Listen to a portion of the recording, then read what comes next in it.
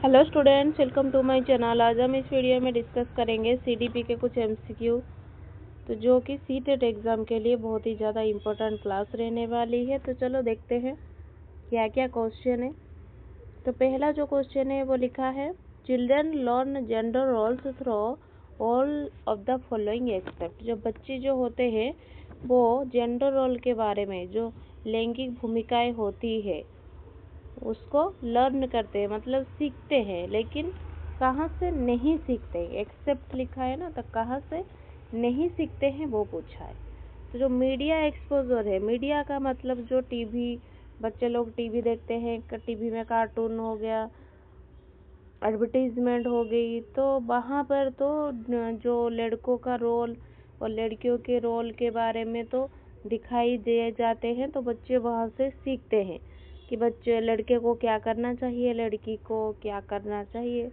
तो वहाँ पर दोनों के बीच में जो रोल होते हैं वो दिखाई दी जाती है, तो बच्चे यहाँ पर सीखते हैं। Socialisation with family and peers, जैसे कि पेरेंट्स हो गए, रिलेटिव्स हो गए और टीचर हो गए, वो सभी हमें बताते हैं कि लड़की हो तो ये करो, तुम लड़कों की तरह कपड़े मत पहनो, लड़कों की तरह बात मत करो, ऐसे मत चलो। तो वहाँ पर भी चिल्ड्रन सीख लेते हैं, पेरेंट्स हो चाहे टीचर हो चाहे जो रिलेटिव्स हो, वहाँ से तो सीखते हैं जेंडर रोल के बारे में। तो ये इसमें भी सीखते हैं। और कल्चरल ट्रेडिशंस एंड नॉर्म्स, मतलब जो कि एक फेस्टिवल अगर एक फेस्टिवल आप वहाँ पर हुआ तो वो डिफाइन कर देते हैं कि तुम लड़की हो तो तुम इस तरह के कपड़े पहनो, तुम ये करो, तुम वो करो। और लड़कों को कुछ भी नहीं रहता कि तुम लड़का हो तो इस तरह का कपड़े पहनो। तो वहाँ पर भी बच्चा सीख जाते हैं, ट्रेडिशन जो होते हैं बाहर से भी जेंडर रोल के बारे में सीखते हैं। लेकिन जो ट्यूटरिंग इन स्कूल सब्जेक्ट, तो स्कूल सब्जेक्ट में जो ट्यूशन दिए जाते हैं, तो वहाँ पर ये सब नहीं सिखाया जाता। वहाँ पर सिर्फ लर्निंग करने के लिए हम जाते हैं, सीखने के लिए जाते हैं। तो ये स्कूल सब्जेक्ट ही सीखते हैं, वहाँ पर ये जो जेंडर रोल के बारे में वहाँ पर नहीं बताया जाता है। तो यहाँ पर पूछा है कि कौन से में नहीं सीखते हो, तो ऑप्शन डी करेक्ट है। तो इन तीनों में से तो हम सीखते ही हैं, चिल्ड्रन सीखते ही हैं। क्वेश्चन नंबर 2 क्या दिया है, तो यहाँ पर पूछा है, common criticism of standardize test is that. तो कॉमन क्रिटिसिज्म क्या है? क्रिटिसिज्म का मतलब जो आलोचना होती है क्या है। स्टैंडर्डाइज टेस्ट का मतलब क्या है? ये एक ऐसा टेस्ट है जिसमें सभी बच्चों के लिए सेम रूल होते हैं, सेम टाइमिंग होता है और सेम स्कोर भी होता है। मतलब जैसे कि आप कॉम्पिटिटिव एग्ज़ाम देने के लिए जाओ तो सभी बच्चों के लिए सेम रूल होते हैं, सेम टाइम होते हैं और सेम स्कोर होता है। तो ये होता है स्टैंडर्डाइज टेस्ट, सभी को समान रूल फॉलो करना पड़ता है। तो ये इसमें से कौन सा एक क्रिटिसिज्म है, एक आलोचना है? दे mainly reflect main stream culture and may be culturally biased. Culture में बायस्ड मतलब एक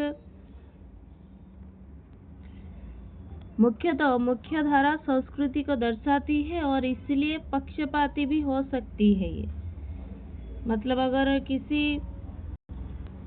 कई बार ये समाज की जो भाषा है उस पर आधारित होती है, तो जो अलग कल्चर के लोग हैं उनके लिए दिक्कत हो जाती है, डिसएडवांटेजेस लगती है। तो ये होगा क्रिटिसिज्म। और भी ऑप्शन चेक कर लेते हैं। Their language is always impossible to understand, नहीं, उनके भाषा कभी भी समझ में नहीं आती, ये सही नहीं है। They can not be given to large group of students, ये तो लार्ज ग्रुप ऑफ स्टूडेंट्स तो जाते ही हैं। They completely fail to measure any ability of a child की एबिलिटी मापने के लिए ये नहीं होता। कुछ क्षमता को हम मापते हैं, उसको हम ऐसे सर्टिफिकेट नहीं दे सकते हैं कि उसको हम सर्टिफिकेट नहीं दे सकते कि तुम अच्छे हो या तुम्हारा एबिलिटी ये करने को नहीं है। तो बच्चे की किसी भी क्षमता को नहीं मापते। जो क्रिटिसिज्म है वो पहला ही जो ऑप्शन है वो सही है। तो अभी 3 नंबर क्वेश्चन देखते हैं। According to the theory of multiple intelligence which statement is correct. जो मल्टीपल इंटेलिजेंस बहुबुद्धि सिद्धांत जो है उसके अनुसार कौन सा कथन सही है। ये जो चार दिए गए हैं ये कौन सा कथन सही है। तो जो मल्टीपल इंटेलिजेंस जो है वो हावर्ड गार्डनर जो है, हावर्ड गार्डनर दिया है 1983 में।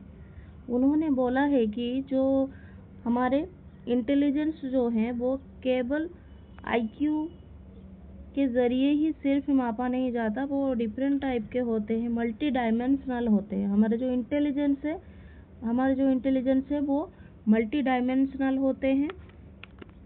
और क्या क्या मल्टी डायमेंशनल मतलब कितने टाइप के इंटेलिजेंस है, बहुत प्रकार के, जैसे कि आपका लिंग्विस्टिक इंटेलिजेंस है जिसमें कि आपको लैंग्वेज और वर्ड्स को समझने का स्किल होता है।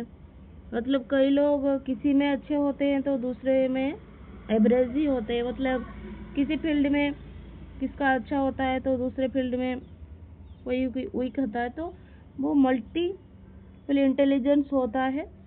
जैसे कि और बॉडीली काइनेस्थेटिक इंटेलिजेंस है जो कि बॉडी मूवमेंट से रिलेटेड होते हैं। और एक हो जाएगा इंटरपर्सनल इंटेलिजेंस जो कि दूसरों को समझते हैं, जो वो इंटरपर्सनल। और एक हो गया इंट्रापर्सनल जो कि खुद को जानने का। तो ये हो गया सारा जो मल्टीपल इंटेलिजेंस से रिलेटेड जो भी बातें थी। तो ये कौन सा स्टेटमेंट करेक्ट है, तो कौन सा सही है। Intelligence can be increased very quickly through training. अगर ट्रेनिंग के जरिए आपको इंटेलिजेंस इंक्रीज ये नहीं होता। इंटेलिजेंस को कैसे इंक्रीज आप कर सकते हैं, ये नहीं होता। Intelligence exist in many different form. अभी हमने देखा कि मल्टी डायमेंशनल है, मतलब वो डिफरेंट फॉर्म में एग्जिस्ट करते हैं बुद्धि जो है। Written paper pencil test are commonly unless intelligence can be multiplied only through effective teaching method नहीं। तो यहाँ पर जो क्वेश्चन पूछा था जिसका करेक्ट आंसर है option B, intelligence exist in many different forms. अभी 4 नंबर क्वेश्चन देखते हैं। Teachers can use both assessment for learning and assessment of learning together in order to. Assessment for learning और assessment of learning जो है ये इसका मतलब क्या है। तो पहले समझते हैं असेसमेंट फॉर लर्निंग क्या है। जो असेसमेंट फॉर लर्निंग है ये हेल्प करता है स्टूडेंट्स को ड्यूरिंग द लर्निंग प्रोसेस। जब भी लर्निंग प्रोसेस चलता है तभी ये काम करता है।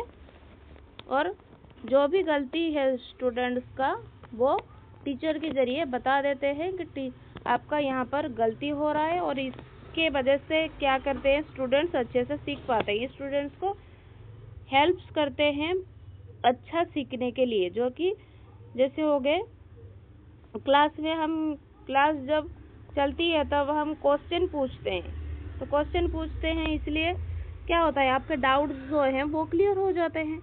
और होमवर्क जब देते हैं, ऑब्जर्वेशंस, ये हो गए सारे असेसमेंट फॉर लर्निंग जो कि ड्यूरिंग लर्निंग प्रोसेस में चलता है।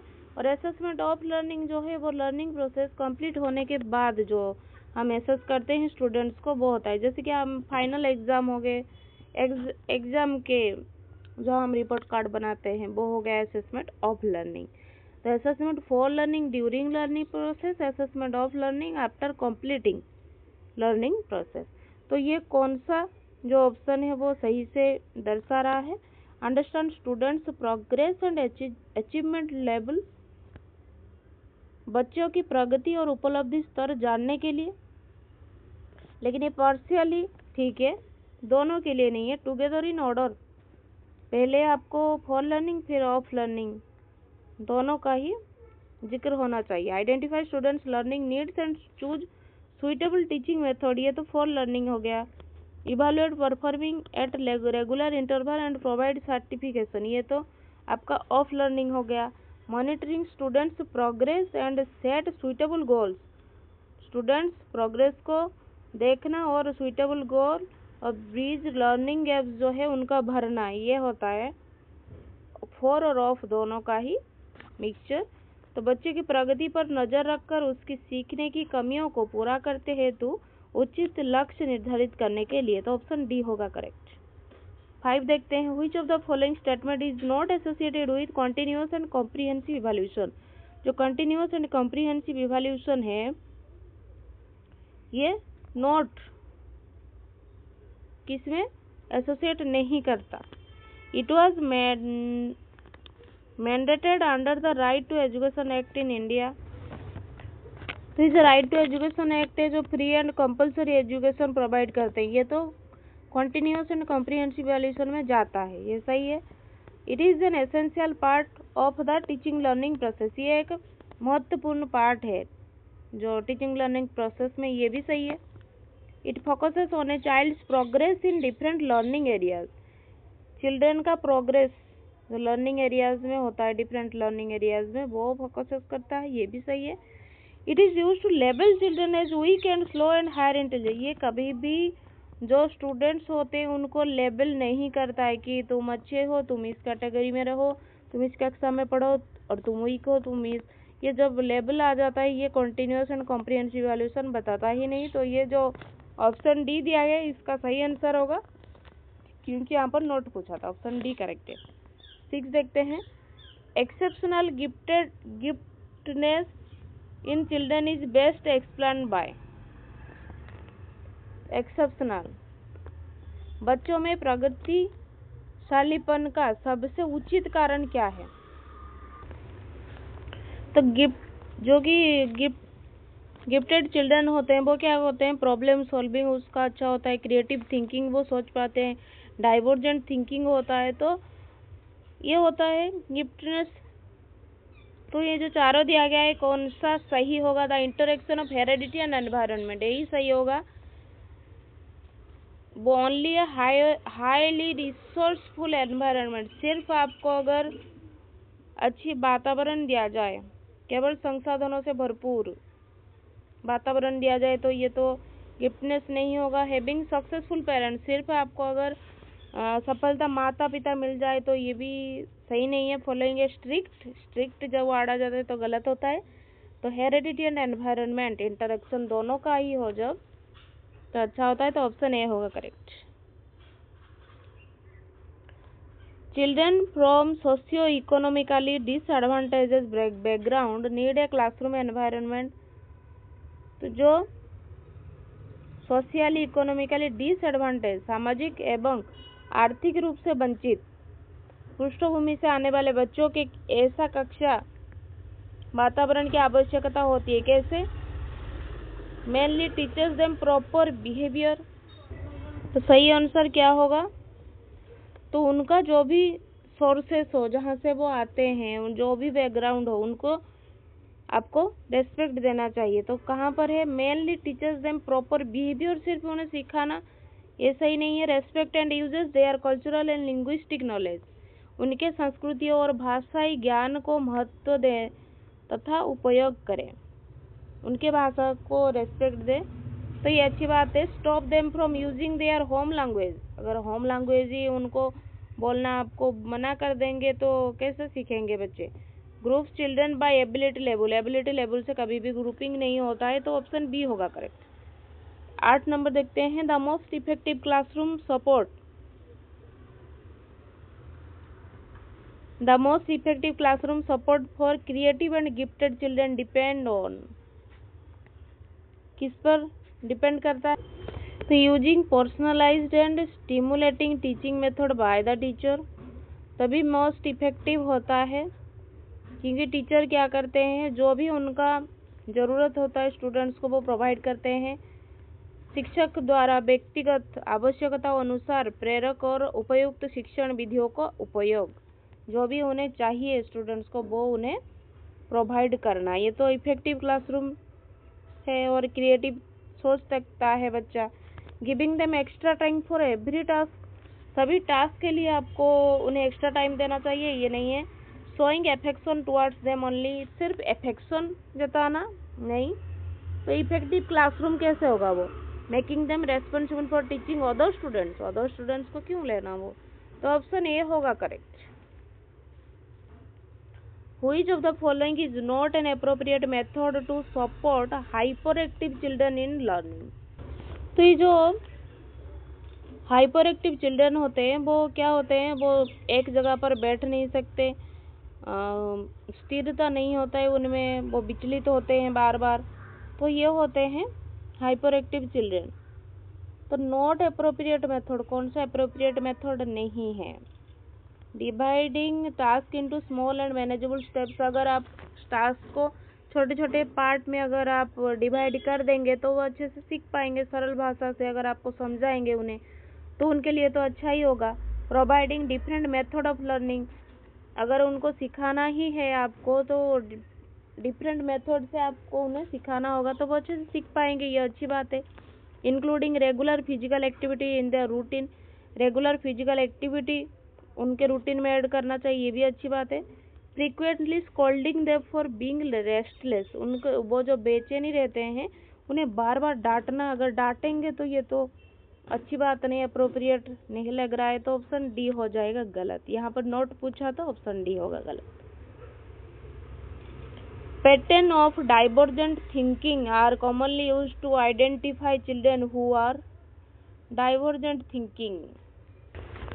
तो डाइवर्जेंट थिंकिंग का मतलब क्या होता है, वो बहुत ही क्रिएटिव होते हैं, ज़्यादा सोचते हैं कि इस तरह का सोच होता है, इस तरह का ये सॉल्व हो जाता है, तो बहुत जो उनका थिंकिंग पावर होता है वो बहुत ही बड़ा होता है, मतलब कोई फिक्स्ड नहीं रहता। फिजिकली डिसेबल नहीं, डिसलेक्सिक, क्रिएटिव होते हैं। डाइवर्जेंट थिंकर्स जो होते हैं वो क्रिएटिव होते हैं, बहुत ही ज़्यादा रचनात्मक बच्चे होते हैं, इमोशनली रिजिड नहीं, तो ऑप्शन सी हो जाएगा करेक्ट। तो यहाँ पर हमने टोटल 10 क्वेश्चन डिस्कस किया है। आपका 10 में से कितना करेक्ट हो रहा है मुझे कमेंट बॉक्स में ज़रूर बताना। मैं जो भी क्लासेस प्रोवाइड करती हूँ आपको, अगर आप वो सब क्लास देखेंगे, ये सभी जो है वो एग्ज़ाम में आ चुके हैं, आए गए क्वेश्चन ही है, वही मैं डिस्कस कर रही हूँ। ये PYQ के पैटर्न में ही है। तो अगर आपको CDP में चाहे 30 में से 30 लाना हो, या मैथ्स में हो, या साइंस में हो, या इंग्लिश पेडागोगी के हो, या साइंस पेडागोगी के हो, या हिंदी के पेडागोगी के हो, सभी में मैं क्लासेस प्रोवाइड करती हूँ। अगर आप लोगों को मेरी क्लासेस अच्छी लग रही है तो कमेंट बॉक्स में ज़रूर बताना। और यहाँ पर 10 में से आपका कितना करेक्ट हो रहा है कमेंट बॉक्स में ज़रूर बताना। Thank you students, keep studying.